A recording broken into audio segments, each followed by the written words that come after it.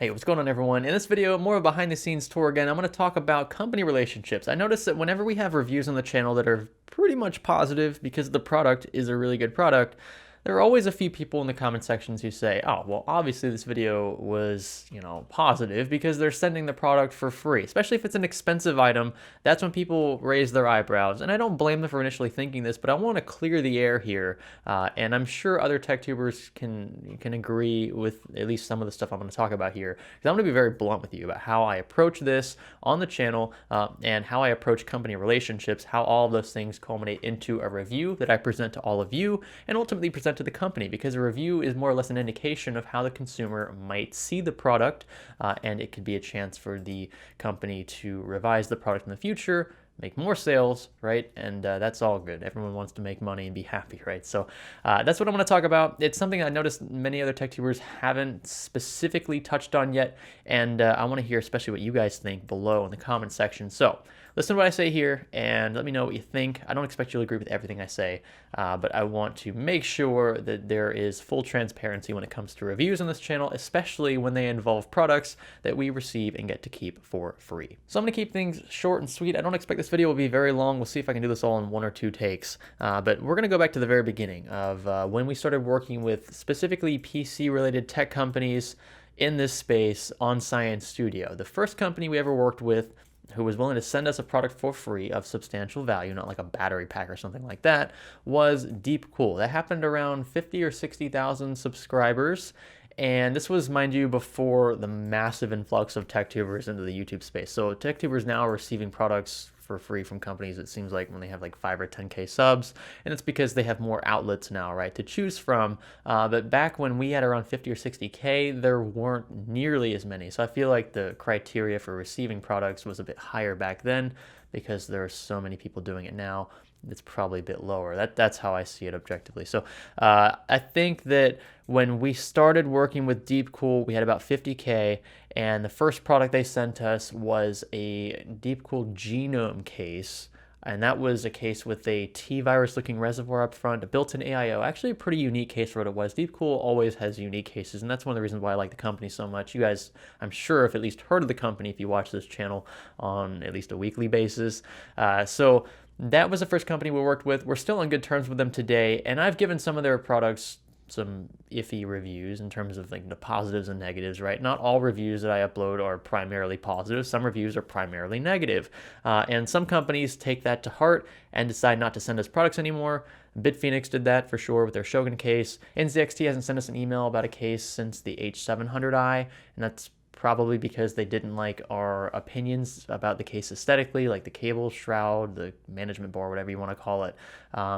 This is just how I see things, but they didn't send us a case after that. They haven't sent us the H400i, H200i. I had to ask for that case to build in, and then they didn't send us an H500. So I don't know, maybe they're just being very picky about who they send review samples to, but in my opinion, send it to as many reputable YouTubers as you can, right? That way you get a culmination of opinions and you can refine your product better in the future, because not all viewers watch 1 or 2 channels. So I don't know. That's how I see it. But those companies have the right, all companies have the right to be picky about who they send products to. And that's one of the downsides of being very objective and very critical. I'm sure other tech tubers can attest to this as well. When you publish a review that you know a company's not going to like, or you send an email to a company saying, hey, this isn't working, what's going on here?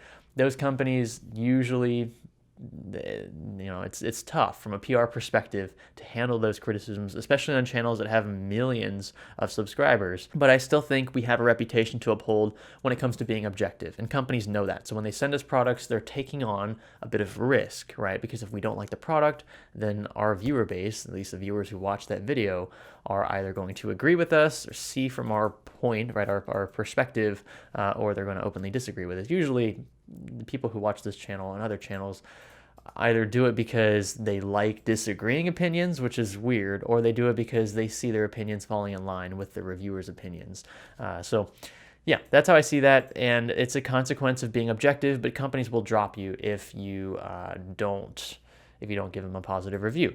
And that's something that people use in comment sections when they see solely positive reviews on our channels. They say, well, obviously, if you gave them a negative review, they wouldn't send your products anymore. And to an extent, that's correct. Yeah, but we should not be afraid to lose those relationships if we want to be objective and want to publish a review that has maybe more negatives than positives. Let's say about a case, sticking with our analogy. If a company decides that they don't want to talk to us any longer after one single negative review, or a review that emphasizes more negatives, let's say, than positives, maybe because the product isn't that great to begin with, then I don't want to work with that company. If that company is going to be that fickle about the relationship they have with us, and they're going to base it solely on whether or not we give positive feedback to said company and to our viewers, then to me that's the shallowest of shallow corporate relationships you can have.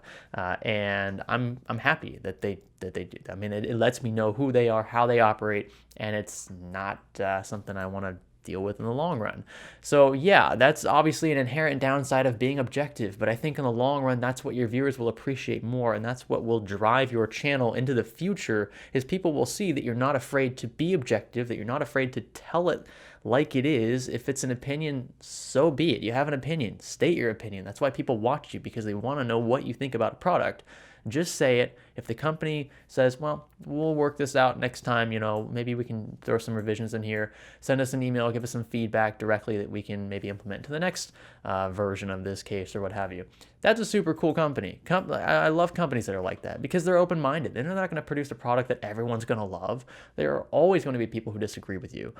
So companies that take all that feedback to heart and just work with you on a personal basis, that's awesome. Even aesthetically, if a company put something out there that is very edgy, right, and a certain viewer just doesn't buy it, just doesn't think it looks that great, then in my opinion, the company should just be like, okay, well, maybe we'll produce something else here soon, or we'll tweak it a little bit to make it less edgy and more conservative, let's say, and maybe the reviewer will like it then. Maybe the company reaches out directly and says, hey, what do you want to see in this other revision of this case? That's what we want. Like, I'm a smaller guy. I'm sure most of them probably don't go to me for advice for that stuff. We just don't have as big a following. But companies that do that in general are the ones that I want to work with. The other quality select viewers tend to have when it comes to positive reviews is that they think we somehow have access to a huge seller base, and that we can sell all of these products we get for free very quickly for a lot of cash. And let me say up front, there is no contract stating that we can't sell products we receive for free. Now, there are stipulations sometimes, like if we get a review sample, not review sample, an engineering sample of an Intel CPU. Those are technically not for resale. You're not supposed to resell those. It's more or less a terms of service type thing, but there's no contract there. So legally, we can do whatever we want with these products. But I choose personally to not sell any product that I receive for free, because I find it distasteful. Any product I ever sell will be something that I have paid for personally out of my own pocket with the own money I've earned. And that I think is how a lot of tech tubers approach this. It's just shady at best to sell stuff that a company is sending you for free. And if the company finds out that you're selling their stuff for free on the market, then I'm pretty sure they're not going to be very happy with you either. So ultimately, there is no financial gain for receiving a product for free. What it ends up doing basically is taking up inventory, taking up shelf space. And I've actually had to use a whole quarter of my garage now for PC cases and just open boxes, things I don't need immediately, because I don't have any room in here. I have a whole bedroom I don't even use for anything right now, and it's just for storage right now. And that is something that you'll notice as you grow as a tech tuber. You're gonna have that inventory that piles up. Maybe you do giveaways to get rid of some of that inventory. That's always cool. I give away a lot of my products that aren't, too expensive, that make no sense from a giveaway standpoint, because you're going to pay more for shipping internationally than you actually would for the product itself. I give that stuff usually away to my family, to my friends, people who live locally. I've done things where we've had like yard sales where I've had tons of items, and I've just said, okay, everything that I have here, I'm going to sell for $20 a piece, whether it be a motherboard, keyboard, what have you, only to prevent a single person from showing up and taking everything. I've done that before, and I've recycled all that money back into the channel. I make sure to keep that separate from my personal expenses. But that's about the extent of it. That's all I've really ever done. And that only happened one time when I moved from my apartment in Louisiana when I graduated college to Florida, where we are now. It's really hot here. So that really about sums it up here. Like, we do not sell products we receive for free. We don't get paid for reviews. I'm speaking for our channel specifically here. And we don't really care about maintaining corporate relationships if said companies are going to be fickle, like I said, and decide that they don't want to send us any more products because of one negative review. Like, the way I see it, if you don't want to send us any more products, thanks for letting me know you're like that, because I don't want to work with you in the future. That's my train of thought. That's how I approach it. You guys might not agree with it, but that's just how I handle business here. And I think that it does benefit you in the long run, because if a company is like that openly, even if it's just to one or two tech tubers, to me, it says a lot about the character of the company and the goals of the company.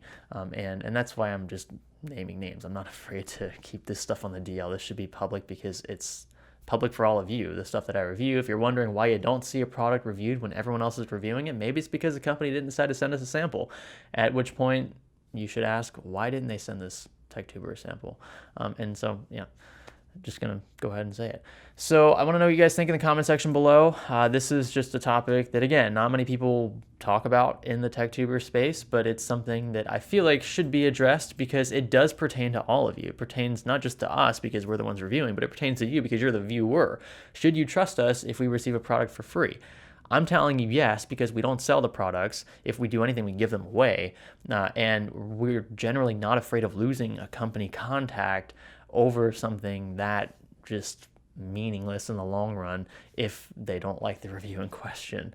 And usually there are other companies that'll be willing to work with us if that company falls through. There are plenty of case manufacturers, plenty of PSU manufacturers, monitor manufacturers, chair manufacturers. You guys know. The competition is real, and that's another reason why I want to tell you that you can trust us, because if one company drops us, look, I'll be more than happy to say that they openly dropped us and then move on to other companies that are willing to help us, inventory-wise, and who are just more open about feedback, whether it be positive or negative. You want to see companies like that, and I work with a ton of them. If you see products being reviewed over and over on this channel from a particular company, that's because that company, whether we give negative reviews or positive reviews, appreciates our feedback. And I love that. So again, I encourage you guys to leave comments down below. I don't expect all of you to agree word for word with us or see eye to eye on these topics. This is just us being transparent and as blunt as possible with how we approach reviews. You will never see money ever mixed in with a review from the same company, ever. And you won't even see pre-rolls, right, from the same company in a video we're reviewing a company's product. Like, that to me is a conflict of interest. If Corsair has a headset, we're promoting in pre-rolls, and then we have to review a Corsair case, I'm not going to put that pre-roll into the case review. To me, that's a conflict of interest. You're not going to see stuff like that on this channel in particular. Other tech tubers seem to be on the fence about it, but here you're not going to see anything like that, because I do think that it is slightly misleading, and it does convey a sense of distrust, right? If you see a company's paying you, even if it's for a different product, you want to keep that company paying you, right? So why not give good reviews, especially when you're promoting the product in the same. Yeah, there's a lot of gray area, gray space, but I'm here to tell you, no matter what, we will never sacrifice our own integrity for the sake of keeping a company happy. To me, that is just a ridiculous idea, and that would ruin the relationship that we have with all of you. So again, thumbs up if you like the video, dislike it if you feel like doing that, or if you hate everything about life, click that red subscribe button if you haven't already, and stay tuned for more content like this. This is Science Studio. Thanks for learning with us.